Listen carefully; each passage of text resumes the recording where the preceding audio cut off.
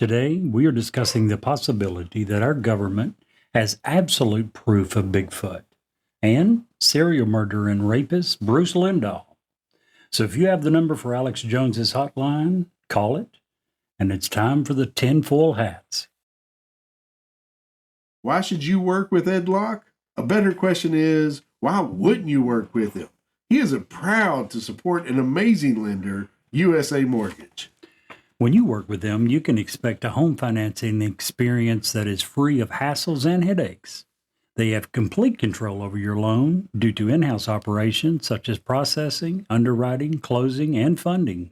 USA Mortgage represents a lot of fantastic things, but they are especially thrilled to partner in several community outreach programs, including Habitat for Humanity, Home Sweet Home, Veterans Community Project, and many, many more.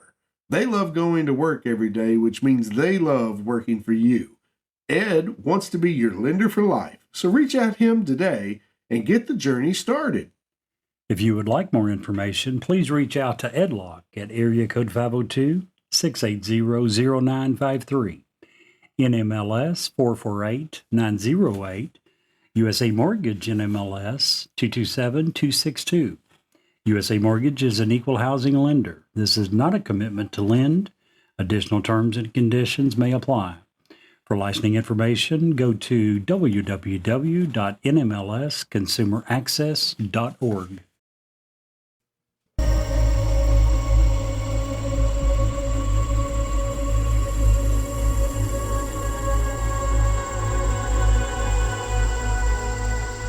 He's alive!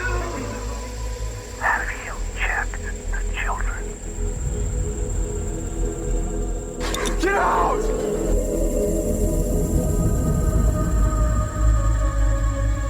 You have scoured the podcast world and finally found us, Newsworthy with Steve and Jerry, where we delve into all things mysterious, macabre, or out of this world, and decide if they are truly newsworthy. 2 words and 2 question marks.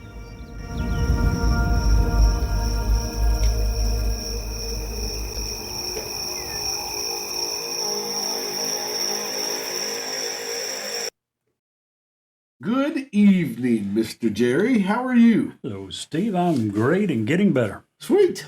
That's I know awesome. You can't say you're great, but hopefully you are getting better. Yeah, I'm on the mend. Had a little crud going on this week, but we're moving forward. There So you that's go. awesome. Kind of like the old story, if you ever find yourself going through hell, keep on going. You're going through it. Right. As opposed- You didn't seem to like that concept at all. I don't want to get caught. So somebody grab my ankle if I go down there. I don't want any part of that. Just much better than stopping and having Yeah. a picnic. Don't do that. Wasn't there a Keep on country going. song about that? I have no idea. Possibly. Who was that? Now I'm curious. Oh, well, it doesn't matter. That said, if you find yourself going through hell, keep on going. Yeah. So we got a great show for you Google guys tonight. We're talking about what I consider, and I'm using air quotes here because I don't consider anyone who is a serial killer / rapist lucky in any, but this guy, talk about having 9 lives. Wow. That he did. He came in contact with the law a bunch, and they really had a chance to squash the whole thing Very early. very early on, and they failed. And we're going to talk about one of my favorite topics, Bigfoot. Ooh, and does the government actually have proof? Incontrovertible proof. That's what the thing is. So we'll get into that in just a little bit. But Jerry, I had a handyman over to the house. I had a whole list of things I needed him to do the other day. You did. Yeah, when That I was came nice to home, get those off the list. yeah, when I came home, he'd only done one on the list. He'd only done number 1, 3, and 5. 1, 3, and 5. Yeah, Why is apparently he that? only does odd jobs.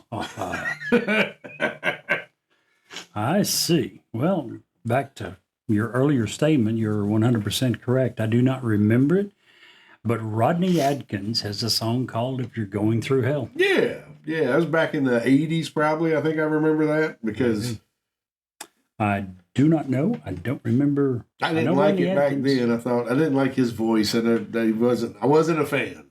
But I do remember the Gotcha. song. Today, someone asked me, what is the 9th letter of the alphabet? Really? Yeah, it was a complete guess, but I was right.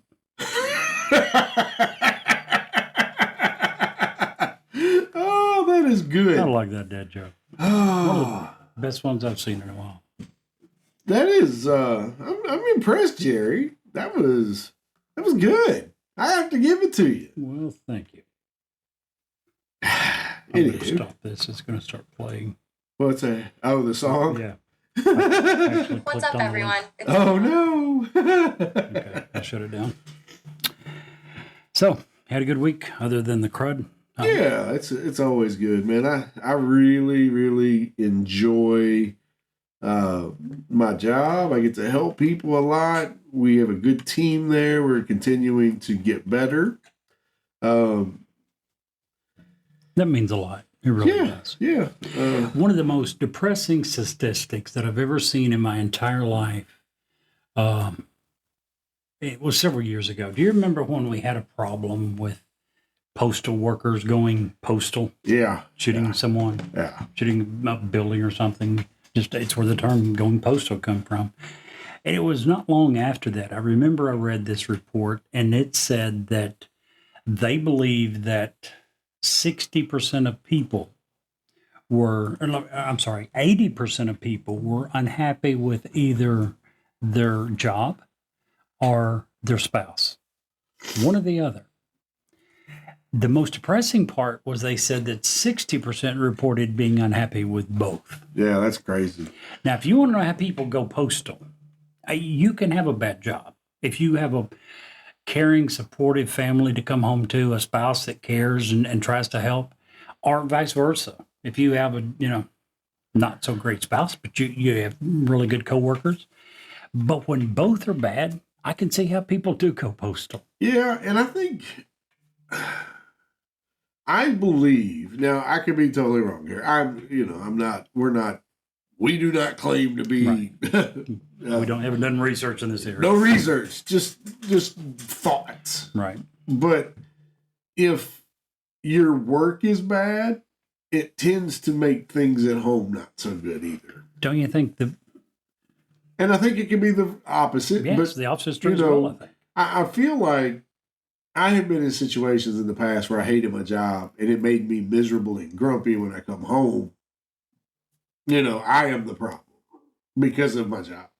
Yeah. And I'm sure it goes the other way. I'm blessed to say I've never been in a situation where my home life has affected my job negatively per se, but I don't know. I guess it goes both ways. I feel sorry for the people in either situation, but especially for those who are unhappy with both. Here's That's a tough one. the catch though, there, Jerry. What's that? Here's the catch. You have, because we live in what I believe is an amazing place to live. Sure. You have the ability to change one and or both of those things pretty quickly. Absolutely.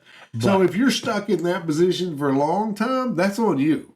Let me ask you this. In Sure. your years of working retail, how many people did you come across? And unfortunately, sadly, the majority in my experience were female, but how many did you come across that believed that they were trapped in a bad situation that they sure. couldn't get out of? Sure. Now that's mental. I agree. Yeah. They need to get a new attitude, a new way of looking at the problem. But there's so many people I've come across over the years that just thought they had no choice. They, for whatever reason, if it was, so many times it's financial. Yeah. There's so many women who think that I don't have a career, I don't have the ability to make a decent living, and they just felt trapped. Sometimes it was probably physical abuse, sometimes mental, but a lot of people really feel trapped. So I totally agree with what you're saying. I'm not disagreeing. We do have the capability of changing all that, but for a lot of people, they seem to not think they can. And people will allow strongholds to build up in their life. True. This is what I deserve. This is what I've earned this. As someone personally that has lifted myself into the next, my family into the next, it's not easy, But it can be done. It can be done. And it's far better than where you're at now. Yeah. So if you're in an absolutely horrible situation, don't stay there thinking it's your only option. I'm a big believer in where you're at now, you created a year ago. Yep. You started that a year ago. And today you're creating exactly where you will be in a year. So if you're going to sit there and frown and be sad and depressed about where you're at right now, you are doing nothing to fix it a year from now.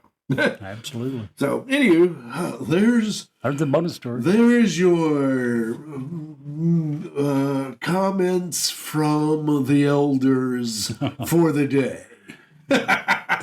Sadly, we do qualify for that term. And you know, we have listeners all over the world, and in some parts of the world, certain peoples are trapped. Yep. Certain peoples don't have an out. So if you are in a place where you can get out, then it really falls to you to make that happen. In some of our more, in some of our countries, for instance, women have very few rights. Very few. And they're treated more like property than people. And those people my heart go out for because they are truly trapped. And no matter where you're at right now, if you're not that person, you're a step ahead of somebody else, and just keep stepping, keep moving. So, very true. Anyway, there's your philosophical advice from two old dudes today. Yep. Wasn't even planning on going down that route today. Not at all. One of the good things, Jerry, that happened to me, you'd asked me about my week, is I got to hang out with one of my good buddies who's a pilot. Well, that was loud, and I don't care. It was MSN asking me if I wanted to buy the new consoles that are coming out. No, thank you. But I got to hang out with my good buddy, and this is going to lead into one of the topics we're talking about today. Segue. So, wanted to talk to you about. She is a traveler. She's a pilot. She's a loner. She doesn't really. I'm very fortunate that she likes me as a person because she doesn't like a lot of people. She had went up into Idaho and into the forest and the river of no return. The Salmon River is also called the River of No Return. Okay. And she was driving up this little road. She was going back, just going to go do some hiking. And she kept driving, and the road turned from pavement to gravel, from gravel to dirt, from dirt to two little trails for her tires to go on. And it was starting to get a little bit dark, and she was like, I don't think this is where I should be. She just got an overall overbearing feeling of eeriness in the area that she was. Now, no service. She hadn't had cell phone service for over an hour. Before you go crazy, she's very smart. She always carries a satellite phone. She could have gotten help if she needed it. But she gets out. She's looking around. So she steps out of her car. She's in a little Honda. So she steps out of the Honda. There's shotgun shells everywhere, spent. And she just gets a really bad feeling that she shouldn't be there. So she hops back in her Honda and she turns around and zooms back. And about 30 minutes later, she runs into this old people group of tourists that are getting ready to do an old diamond dredge. They're going to tour it. And she said, I have never been so excited to hang out with people in my entire life. Did she ever figure out any idea of what might have given her this ominous foreboding feeling? It was just, if you've never been to the Pacific Northwest, we're talking western Montana all the way to the Pacific Ocean. Okay, Idaho, all the way to the Pacific Ocean. In that area, that geographical area, there's over 16 or 17 national forests. And of that, 24.7 million acres of untamed forest.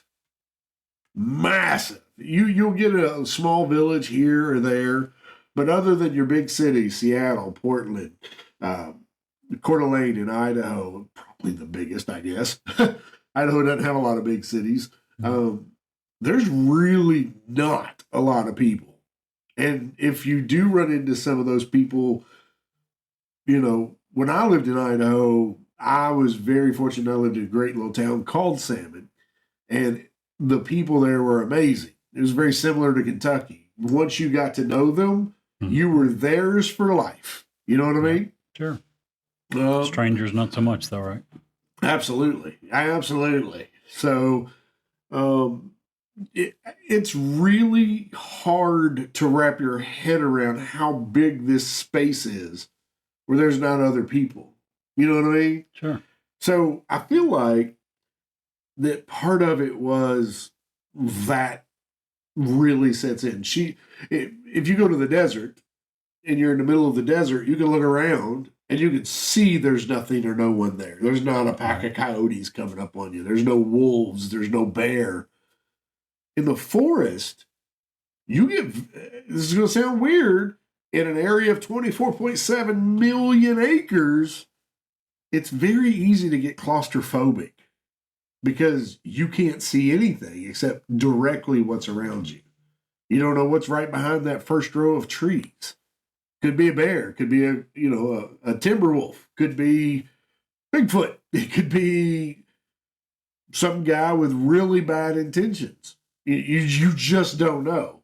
Very true. And as someone who's been there, it's really, really, it has the potential to turn really scary really quick. Gotcha. So anyway, let's go on. Let's move from Idaho up into Washington. In 1980, Mount St. Helens erupted. Jerry, do you have some stats over there about Mount St. Helens eruption? And the power of it, I certainly do. And the eruption of Mount St. Helens in 1980 released 24 megatons of thermal energy. That is equivalent to 10 to 50 megatons of TNT. It's also equivalent to 25,000 atomic bombs released over Hiroshima during World War II. Jeez. 25,000 of those bombs. It destroyed the entire city. Okay. Let me interrupt you for one second. I was done. Oh, okay. I'm not interrupting you then. Not at all.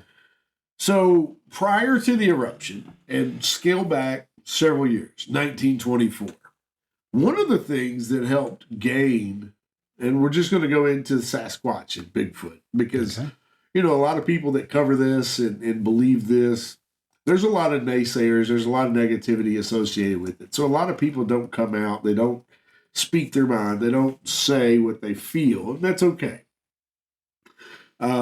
We're here on this show just to evaluate what we can, the facts, what we have, what we see, what we do. In 1924, there was a battle, and I'm using air quotes, a Bigfoot battle on the side of Mount St. Helens. Crazy, right? Yeah, sounds that way. So basically what happened was there was a summer where a group of gold prospectors stumbled out of the woods, shaking, glassy-eyed. They were telling about stories of 7-foot-tall ape-like animals attacking them with boulders. Now, these guys' name was Fred Beck, Gabe Lefevre, John Peterson, Marion Smith, and Smith's sons Roy. And they all described a group of gorilla men near where they had built a small cabin for their gold hunting forays.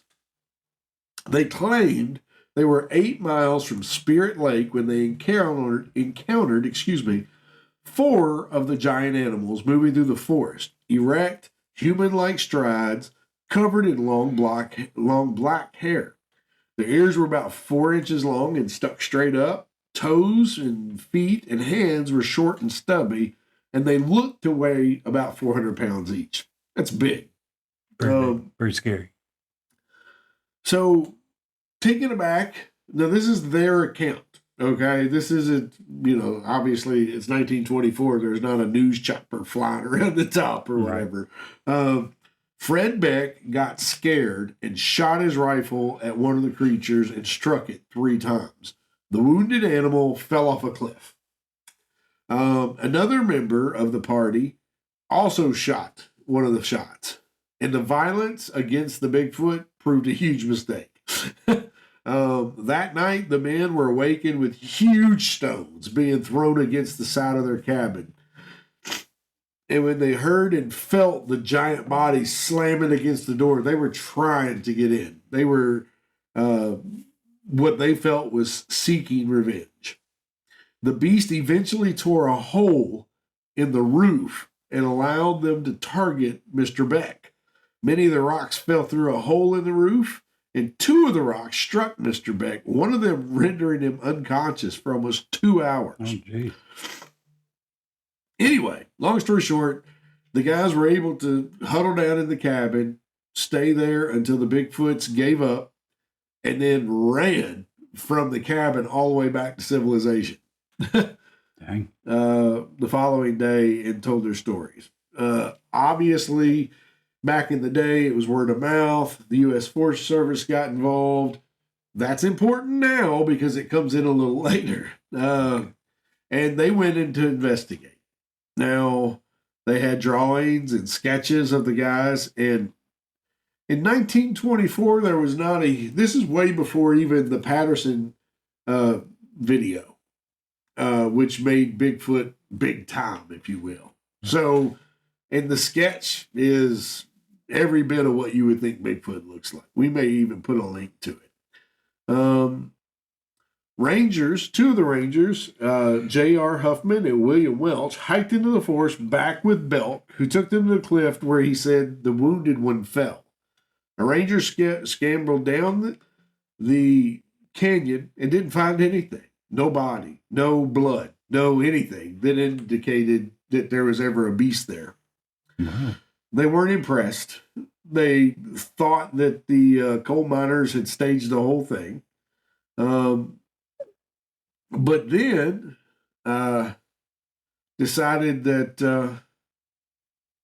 and that's pretty much put it to bed, to be honest. Okay. The Rangers went up there. They say they didn't see anything. They didn't believe anything. They did see some tracks. They thought that the tracks were made with their hands. They took castings of them. That looked like a hand casting to me. It shows, again, I wish I could show you the pictures, but that kind of just happened and word of mouth spread, and there you go. But I wanted to bring that up. Did you have any more stats about how powerful, how strong Mount St. Helens eruption was? A few. Sure.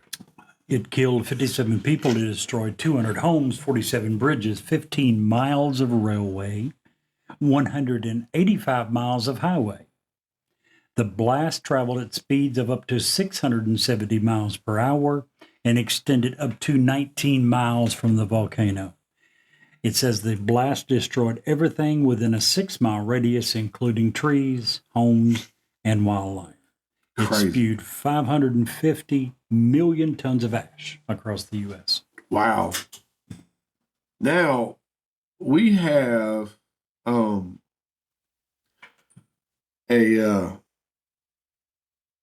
story we're going to cover. I'm going to cover my part anyway. Okay. In a few weeks, I have to have surgery here in a couple weeks, and we're going to make arrangements. But toward the end of the month, or even into November, we're going to cover some Yosemite facts that's just going to blow your mind. Yosemite, for those who don't know, is where Mount St. Helens is a noted, active volcano that you can go to and see. Underneath Yellowstone is what they call a super volcano. And there has been some very subtle awakenings that it is waking up. And we're going to get into that. That's going to be a fun episode. But I digress. Let's get into Bigfoot, shall we? Let's do it. So, excuse me. In 1980, when Mount St. Helens erupted, it is absolutely the deadliest. Sorry. You all right? Yeah. It was the most destructive volcanic event in the history of the United States, by far. 2 National Guardsmen have come to the forefront with a outstanding claim about what happened in the after effects of Mount St. Helens exploding. In fact, their claim is that the U.S. government and their particular units went out and removed the bodies of at least 2 up to 6 dead Bigfoot from the side of the mountain. And I want to, the story I'm going to be reading today is from the Washington Bigfoot. And I just want to go in here and just read a little bit of it.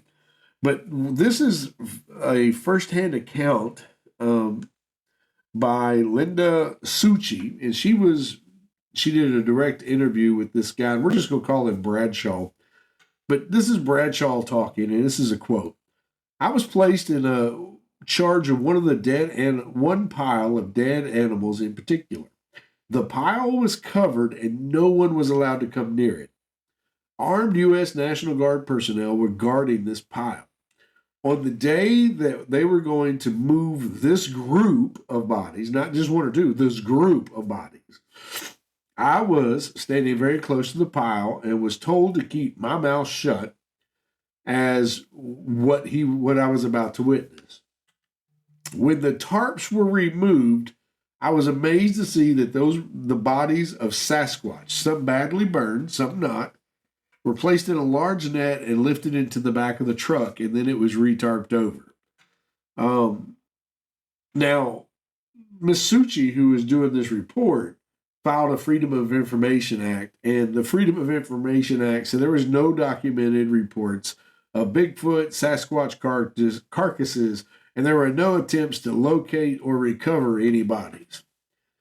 However, another report from the same book claims that a Spokane man saw a large double-rotor helicopter, most likely a Chinook, flew overhead between 100 and 150 feet, and it was carrying a huge cargo net that had at least 3 Bigfoot bodies in it.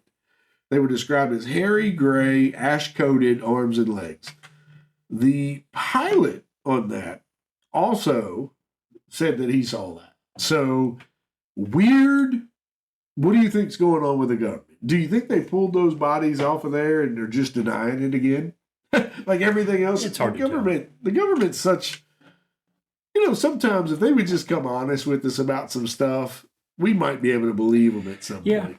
But I also believe that in the majority of cases, even when they lie, they believe they're doing it in our best interest. They're trying to prevent mass hysteria. They're trying to prevent a crap ton of people running into the woods with weapons and trying to kill these things that are going to come and kill their wives and their daughters and their mothers and their sisters. So would that happen? Probably. If it was released that, there's actually pods of Sasquatch out here in the woods and they're hurling boulders at people, don't you think that around here there would be a ton of people out trying to kill them? So I'm sure there's good reasons for doing it. Now, with that being said, 100% agree with what you said. In many cases, honesty would be far and away the best course to take. Well, you say that around here. Anderson, the county we live in is one of the hotbeds in Kentucky, and for Sasquatch activity. I'm just saying, kind of crazy. When was the last time there was anything close to a verifiable report of Sasquatch in this area doing damage to people or property? Right. And here's the thing. We've talked about this a little bit, but the world keeps getting smaller every year. There's hundreds of millions of trail cams out everywhere now. And even in 27, first of all, if there's Bigfoot alive, Sasquatch around, he's hiding out in 27 million acres out in the Pacific Northwest. That's a lot of room to hide. But even that's going to be getting smaller and smaller and smaller. And it's crazy to think that there's another way of looking at this, Jerry, is if there were Bigfoot and the government had proof of that, why would they not do a double right at the beginning? Yes, we have proof that there's Bigfoot. Here is what proof we have. Also, now that we've come clean about it, they are on the endangered species list. And if you touch them, harm them, kill them, track them, you will be met with, I mean, they saved the bald eagle populations by doing this same thing. Our species control and being able to save and maintain populations, if you will, right, is very good. Sure. So if you came out and said, yes, Bigfoot's out without doing that, you're going to send hundreds of millions of people into the woods trying to get them, trying to find one. If you come out the same day and say, and here's the regulations, and here, they are now endangered species, critically endangered species. If you touch them, interact with them at all, and it also allows us to save more of their habitat, to be honest. Sure. I just think our government is hugely afraid of mass hysteria. Yeah. And a lot of many things that we're going to be covering in this time, in this podcast is going to have a lot. That's going to be a common theme, I think. Mm-hmm. And we can get into. I know your topic we got to get into because we're running out of time. But there are so many. I really want to spend probably a whole show at some point on Bigfoot, Sasquatch, Yeti. There's so many reports worldwide. We could do a month of shows and scratch the surface. Right, well, but it's like, it's not like Loch Ness. Loch Ness is confined to one lake. True, big lake. But if we really, really wanted to find Loch Ness, the Loch Ness Monster, I think we could do it one way or another. You know what I'm saying? That lake has already been gone through with sonar many times. I don't know what better evidence you could have unless there's a cave down there somewhere that, old Nessie is going into to hide, because they have swept that thing with radar many times and there's nothing that's ever come up. So you're absolutely right. A little bit harder to do it with, what'd you say, 27 million acres. Yeah. But, we have very credible, do you know who Les Stroud is? No, I do not. Les Stroud is Survivor Man, TV show. Okay. Outdoorsman. They contacted him because he can do things in the outdoors that most people can't. And he was in the Pacific Northwest on the Canadian side. And the 27 million acres, by the way, does not include all of, Western Canada, where there's 4 people that live in the whole thing. And it's probably far bigger than the 27 million. Yes, absolutely. Way bigger. But he was up there, and who's been in all the work, in forests and jungles and deserts and all of these different things. He was alone and recording, and he said, I've heard sounds in this area and wood knocks, and I'm a believer. That says something. Believer in what? Oh, in Sasquatch. Okay. He said, there's nothing else out here that can make those noises. So, anywho. We'll go back to that at some point. We'll talk about it. But what we got to talk about right now, Jerry. Jerry. Yes. Before we get into your serial killer, sure. Let's toot our horn a little bit, man. Let's do that. Do you want to do that? We haven't done that in a long time. We talk about it a little, but a long time ago we got away from talking numbers for a show. Huh? I'm sorry. Go ahead. What? No. Oh. Started being asked. Go ahead. Oh, when has that ever changed? Exactly. So please continue. When we first started our show, we got very excited about, we got listeners. We got these numbers, and we got a new person from this country, and that just blew us away. The first country that was not United States. Right. What the hell is going on? So, now we're in a new publisher. We've got another place that's tracking our Chartable, which is tracking our progress. And somewhere in the neighborhood, not all of them are active, but in 2022, there were between 2 and 4 million podcasts. Worldwide that you guys had the chance to listen to. And in doing so, Jerry, what is our worldwide global number? Now, to a lot of people, that's not a big deal, but for us, it's huge. So, it's 15,000 And change. 500, 15 and change.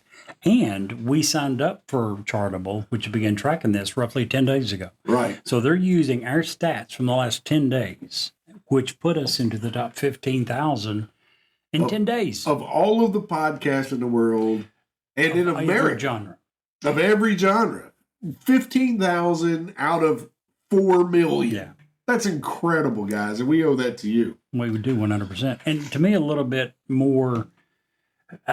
bigger deal than that is the fact that if you want to look in the United States at only true crime genre, which is what we've switched to and have been covering in the last longer than 10 days, but within the last 10 days, United States, true crime genre, we fall where?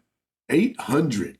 We're number 1,800 in 10 days. Out Thanks, of, guys. I don't know how many millions, or probably hundreds of thousands. This isn't what we've done. This is what you you guys do that for us with a download. So like, subscribe, share. We appreciate you. It makes it worth keep doing this and enjoying it, and it's awesome. And we thank you, the listener. Yeah, we do. Anywho, Jerry, let's talk about what I consider one of the luckiest serial killers until the end of his life, when his luck ran out. He certainly it was like a cat. It was a matter of how many lives does this guy have. His name is Bruce Lindahl. And he was a serial killer and rapist who committed his crimes in the late 70s, early 80s. The sad part is that they knew that he was a rapist and probably knew that he was a serial rapist at the time. But they've only recently figured out that he was a murderer. And even bigger, he was never convicted of any of that. Crazy. Never. On March 6, 1979, Bruce Lindahl lured a 20-year-old girl named Annette Lazar into a Aurora home. He told her that he was going to sell her some cheap marijuana. That's what he used to lure her in. When he got her there, he pulled a gun and he raped her. This girl figured out she was in big trouble. She figured out this guy probably wasn't going to let her go, and she was smart enough to begin complimenting him and telling him how much she enjoyed the event, and she was able to convince him that she wanted to continue the relationship. She was able to convince him to the point that he let her go. Many of the others he did not. He let this girl go. She walked out of the house, and she went straight to the police. But she was a young, almost just slightly out of her teens. She's 20 years old. She was a pothead. She had prior convictions. She was looked at as a drug addict. Furthermore, the house where she was raped belonged to a police officer. His name was Dave Torres, and he was a friend of Bruce Lindahl's. And I'm sure he probably figured that it wouldn't look good on his record if this woman turned up being raped after being brought to the house to buy drugs in his home. Long story short, Bruce Lindahl was never charged. He was never even questioned. There was not really an investigation. They just told her they didn't believe her story and she could, have a nice day. Again, March 6, 1979. June 23rd, 1980. He abducted another young lady, 25-year-old Deborah Collender, from the parking lot of a shopping center in Aurora, Illinois. He took her to his apartment where he raped her. He did release her. She notified police, and this time he was actually arrested and charged. However, once again, he paid his bail and he was released. We'll come back to Deborah in a little bit. September 1980. He was driving when he was pulled over for speeding. This is the one that gets me. Me too. He's pulled over by police. They discover an unconscious woman that is bleeding from a deep gash in her head. They ask him what is he doing, and he says he's taking her to the hospital. They ask him, does he know where it's at? Because he's driving in the opposite direction of the hospital. They ended up taking her to the hospital. An examination revealed that she'd been sexually assaulted. They asked her who did it. She told them she didn't know. She didn't remember anything that had happened after being at a party and Bruce Lindahl giving her a drink. No charges were ever filed. He was once again let go. January 28, 1981, he was convicted of illegally tapping and recording other people's phone calls and using that information to blackmail them or extort them. While they were trying to detain him, he attacked a police officer. He was arrested this time. He was charged with resisting arrest, illegal possession of weapons, assault on the officer. But once again, he was released on bail and he remained freed in the preliminary investigation. Sadly, he died before those charges were ever resolved. 4 times that we have mentioned that police either had him arrested or should have been arrested. They had evidence incriminating him. They had eyewitnesses, and nothing was ever done. He was allowed to go. So what is it with serial killers and their two-sidedness? Because everything that I read about this guy was he was educated, had a college degree in electromechanics. And this one, a lot of your crazy guys, sorry to interrupt, a lot of crazy guys is some loner that's This guy had a social butterfly. He was a butterfly. He was apparently thought to be good looking for women. He had several women, had no problem attracting women, lovers to his bed. That wasn't like parachuting, racquetball. Most of his friends and everybody spoke very highly of him. Well, crazy. Absolutely. I think he looks a little nutso, but I mean, well, we know what hindsight's always 20/20, right? Absolutely. So now that we've gotten through what he's accomplished and how he's gotten away from the cops, let's talk about when his luck runs out, Jerry. Yeah, and when it ran out, he ran out. Literally. Again, as we mentioned early, the police never stopped this guy. Yeah. He stopped himself, literally stopped himself. On April 4th, 1981, he met 18-year-old Charles Robert Huber. They went bowling. Then they went back to Lindahl's girlfriend's house to drink some more. When they got back to the apartment, Lindahl attacked him with a knife. He stabbed him a total of 28 times. But during the attack, Huber fought back. Huber resisted. And during one of the blows, he was able to deflect the blow, and Lindahl stabbed himself in his thigh. He severed his own femoral artery and bled to death. He was found dead next to the guy that he had also killed. Crazy. Now, it was then that everything began to come out. Only then. Only when he had killed himself. Already dead. Had killed this other guy, that things began to come out about his past. In 1993, the criminal case of 16-year-old Pamela Maurer, who was killed in January of 76, was reopened. Maurer was a junior at the Downers Grove South High School who had gone to a friend's house. Later that evening, she decided to walk to a local McDonald's to buy soda. She never returned. She was found dead 6 miles away from her house, lying face down, fully clothed. She had been strangled and was raped before death, and the criminal's biological traces, the semen, were found. DNA wasn't in 1993 what it is today, but it was preserved. When the case was reopened, that happened in 76. The case was reopened in 93. And it wasn't until January of 2020 that DNA conclusively tied the evidence to Lindahl. Jeez. When he was discovered dead, when he had stabbed Chuck Huber and killed himself as well, police went and inspected his apartment, and they found several photographs of young girls. One was that of 16-year-old Deborah McCall. Deborah was last seen in Downers Grove, Illinois in November of 79. She had left the Downers Grove North High School that day, and she was never heard from again. Investigators now believe, due to DNA evidence, that he was the primary suspect in her murder as well. Remember when I mentioned that he was arrested for kidnapping and raping Deborah Collender? Yeah. She was the one that actually went to the police and reported it, and they listened and they filed charges. He was released on bail. A trial date was set.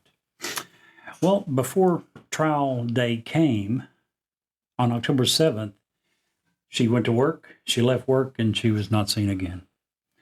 And after a few months, the trial was postponed and eventually canceled because they had no witness. Wonder why? Yeah, exactly. Wonder why. It wasn't until a year after that he was dead that her decomposing body was found. And soon after that, some guy contacted the Aurora police claiming that Lindahl had offered him a monetary reward in exchange for killing her. What? To prevent her from testifying at trial. Now, once again, why would a mass murder suddenly go hire someone? Right. Who knows? Who knows if it happened? Anyway, at this point, police do believe that he is their primary suspect in her murder as well. He is now the primary suspect with evidence in 12 murders and 9 rapes. Jeez. There is also dozens more murders that he is suspected of. Now, he was only 28 when he died. I think so. Can you imagine? Because they kind of say that serial killers start to taper off around 55, 60, just because of age, Get a long way to go. maladies.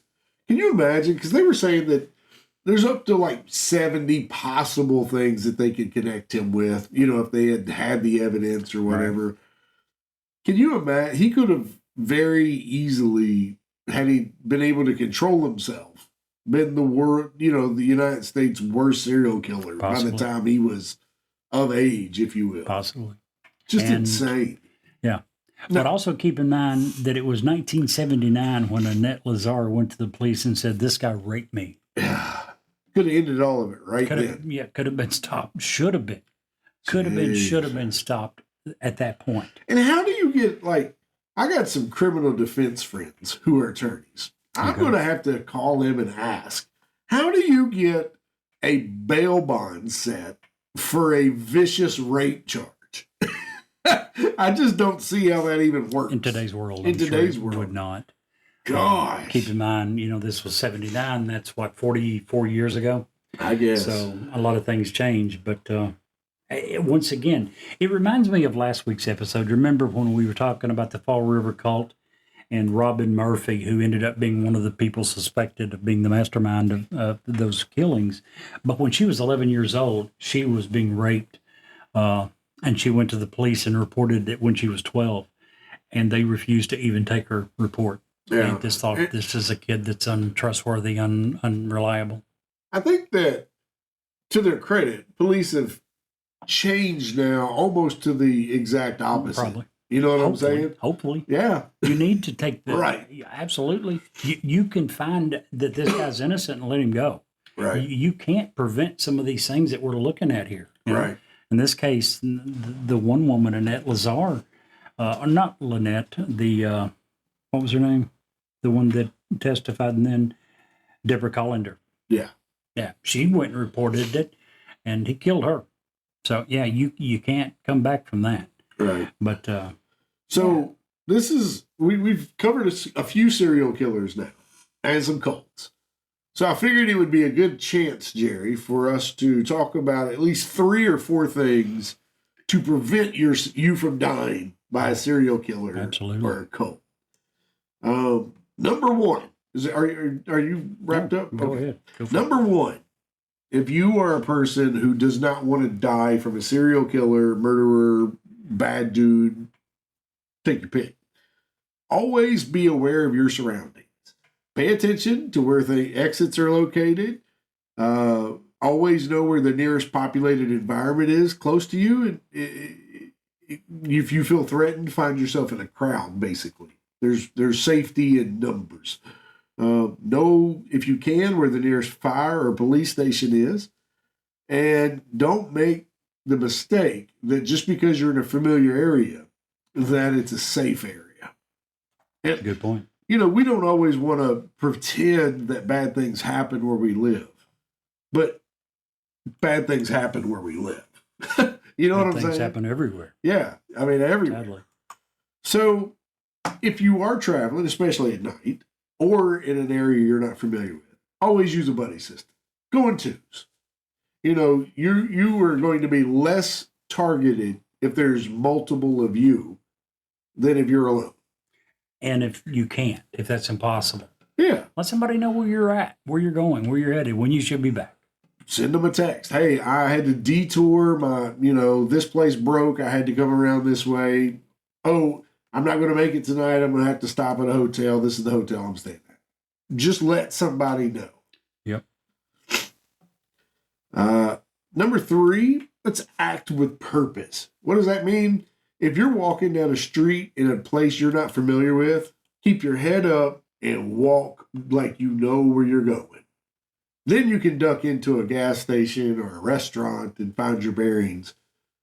But on the street where you're accessible, where people can scoop you up, act like you know where you're going, act like you've been there before. It's a deterrent. If you do have to park somewhere, park near a lamppost or where there's a light. Most people, what's the Johnny Cash song? God's going to cut you down. What's done in the dark will be brought to the light. Most people don't like to do crimes in the daylight. You know, they want to do it in the dark. And probably number 4, as soon as you get in your car, lock your doors. And this is my worst thing. I don't ever lock the doors on my car. If you go out to my car right now, my doors are locked. But a lot of the newer cars do it automatically. Yeah. Don't. My car, I think you have to actually put it into gear. It doesn't when you start, but when you put it into gear, it automatically locks the door. If you're going to get in your car and adjust the radio, adjust it after you've moved, after you're gone, while you're able to go, when the car is in gear. Especially when you're in an area you don't know where you're at. One more real quick. Lock your doors and windows at home. Most burglaries start and assaults that were just meant to be a burglary happen because nobody knows you're home. And they come in, they're stealing your stuff, and oh, there you are getting up to go to the bathroom and see a strange person, so they have to cover their tracks. Lock your doors and your windows. Get a dog. Very good deterrent. You know what I'm saying? Very good deterrent. And you know what? I really believe this part. What's that? I think that we as humans have a great sixth sense. When you come up to somebody or somebody comes up to you and you get a bad feeling about that person, trust your gut. Your friend who was out in the woods. Yes. Idaho, somewhere in the Idaho. Just if you get a bad vibe from the spot you're at, the place, the club you went to, the party you're at, if you have a bad, eerie vibe, get out of there. I agree. Amen. And just go. Go. Totally agree. So, go ahead. One thing I would like to add. Sure. This week and last week, we talked about obviously very bad police work. I don't want it to come across that we're police haters, that we don't no. admire these guys. I firmly believe that the vast majority of police are very good at their job. They go into it for the right reason. They do an outstanding job, and they keep us safe. Unfortunately, there's a few bad apples. But here's kind of what we're saying. If you think about the worst mistake you ever made in your whole life, what was the result? I'm betting that no matter what job you have, I'm betting that great chance no one was raped and no one was murdered. Right. Cops have great power. I was killed because I made a mistake. But man, when they get it wrong, there's a potential for huge, enormous damage to be done as well.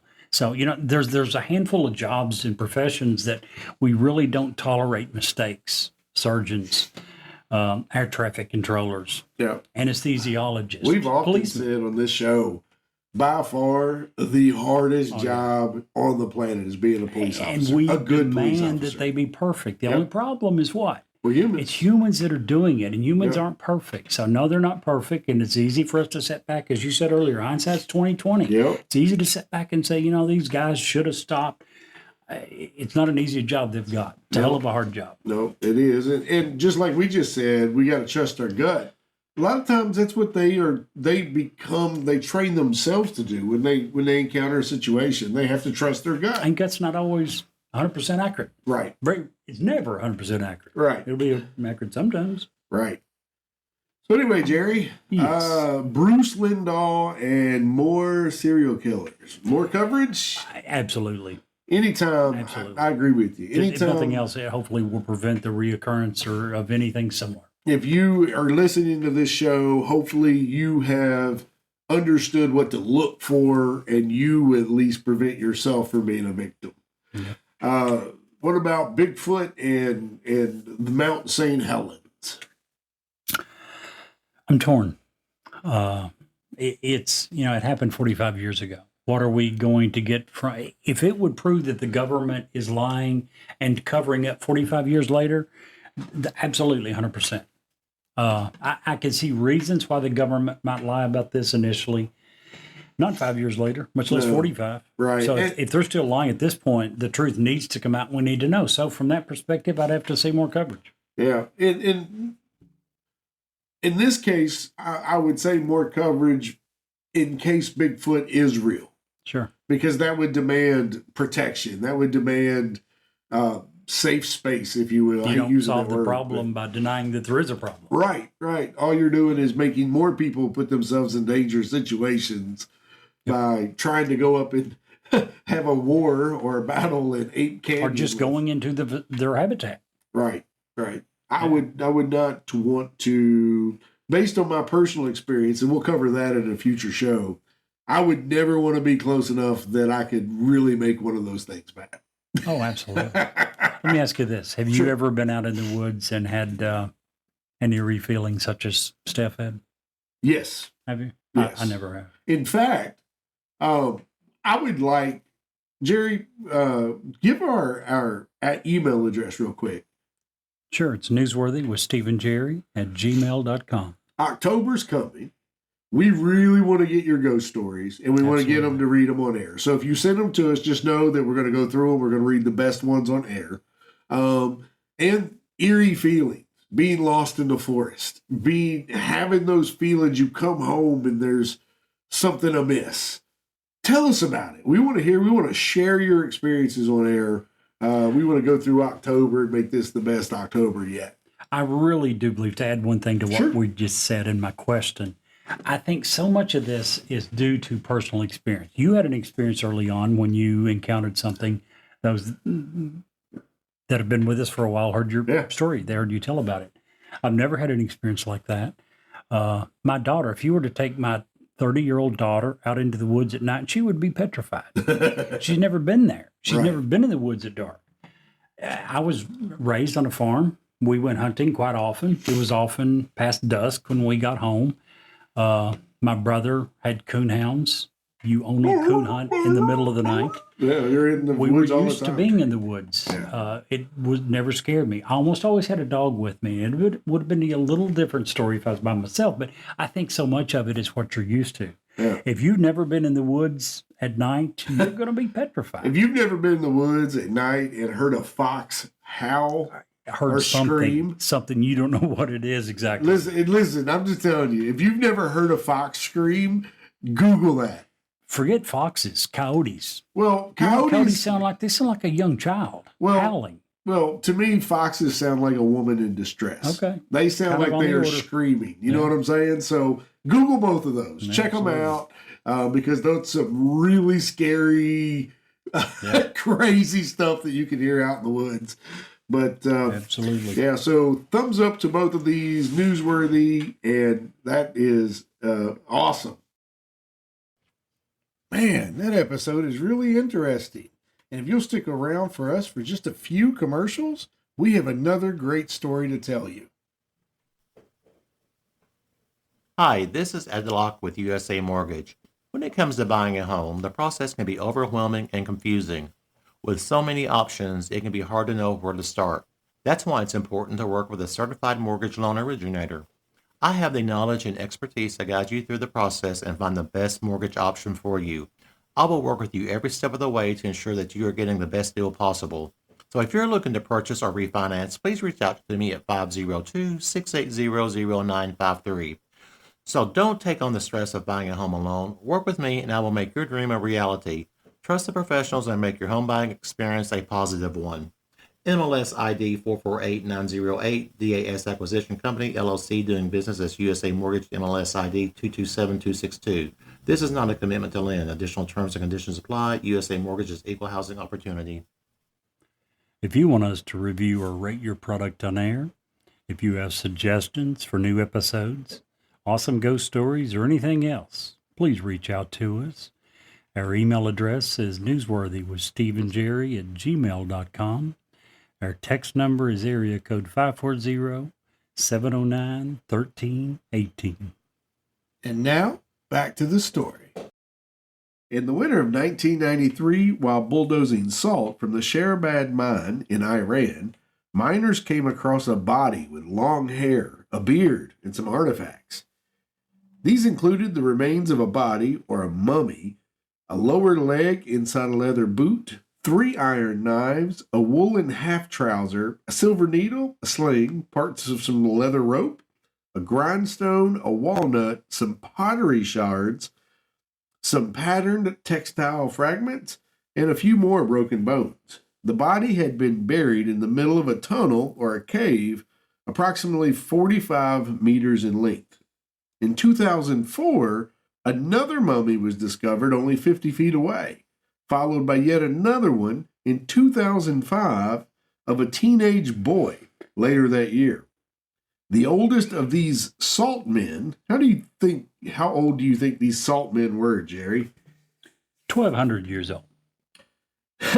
Well, the oldest of the salt men, truly ancient, has been carbon dated all the way back to 9,550 BCE. So Jeez. 11,000 years old. Yeah. These salt men are in fact ancient corpses, and they were killed or crushed in the cave and mummified by the extreme conditions. Hair, flesh, bone, all preserved by the dry salinity of the cave. Even the internal organs and the stomach and colon were found intact. Scientists could even tell you what they had for dinner the night before they died. Crazy, right? That it is. Very. Wow. Interesting. And Jerry, if you can't see the light, Be the light.